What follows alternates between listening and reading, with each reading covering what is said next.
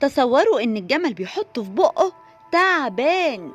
ليه يا ترى بيحطوا الأفعى التعبان جوه بق الجمل؟ الهيام ده مرض بيصيب الناقة الجمل يعني، وبيخليها تراقب الشمس من المشرق للمغرب من غير ما ياكلوا ولا يشربوا لحد ما الجمل يموت.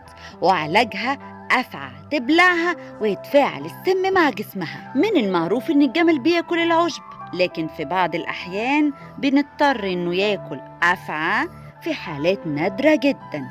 يحس بالعطش الشديد بسبب حرارة السم، ويبقى متحمل العطش ده ل8 ساعات لحد ما تفرز عينه عصارة الدمع، فيخزنه في خور كيس صغير داخل جفن العين يخزن دموع العين المتكونة من حرارة أكل الأفعى. الدموع دي بقى بتختلف عن كل الدموع، لأن ربنا جعل فيه خاصية طبية، فقطرة واحدة من هذا الدمع تعالج لدغة الأفعى. دمع الإبل ترياق مجرب لعضة الأفعى. سبحان الله القائل في كتابه العزيز: أفلا ينظرون إلى الإبل كيف خلقت. سبحان الله.